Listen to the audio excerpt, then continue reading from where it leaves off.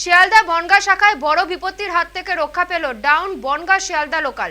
রবিবার দুপুরে হাবড়া স্টেশনের কাছে গাড়ির ধাক্কায় ভেঙে যায় 30 নম্বর রেলগেট। সেই সময় down Bongaon Sealdah local pass করছিল সেখান থেকে। প্রাথমিকভাবে জানা গিয়েছে ওই সময় ভাঙা রেলগেটের একটি অংশ হেলে গিয়ে পড়ে ওভারহেডের তারের ওপর, তাতেই ছিঁড়ে যায় ওভারহেডের তার।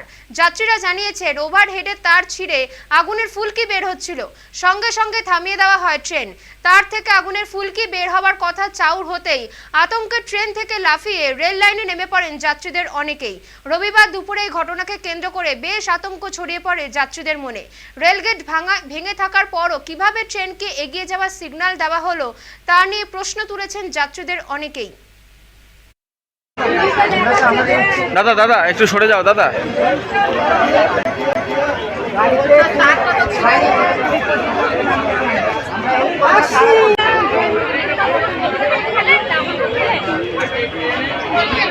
আজকে গেটটা কোনো একটা গাড়ির গুঁতোতে হয়তো পড়ে এদিকে বেঁকে গেছিলো এবং রেল লাইনের দিকে বেঁকে আছে, যদি তারের দিকে ঝুঁকে আছে, উঁচুতে রয়েছে।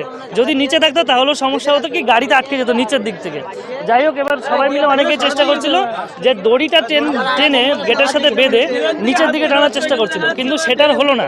সেটা করতে গিয়ে দড়িটাই ছিঁড়ে গেল। যদি ওই ফায়ারিং তার যদি কোনো মানুষের গেটে ছোঁয়াও লাগতো, সঙ্গে সঙ্গে কয়েকশো মানুষ, মানে কত মানুষের যে ক্ষতি হতো তার কোনো ঠিক ঠিকানা ছিল না। ফ্ল্যাশ হলো এবং ফ্ল্যাশের সাথে সঙ্গে সঙ্গে দড়ি ঝুলে এই তারটি পুরো ছিঁড়ে গেল, ছিঁড়ে গিয়ে ট্রেনের উপর পড়লো এবং সঙ্গে সঙ্গে ট্রেনের মানুষ সব ভয়ে আতঙ্কে লাফ দিতে লাগলো। ফ্ল্যাশ হচ্ছিল, একভাবে ফ্ল্যাশ হচ্ছিল, তারপরে ফিউজ উড়ে গেল। এখানে সামনে ফিউজ আছে, ফিউজটি উড়ে গেল, তারপরে অবস্থাটা ঠিক।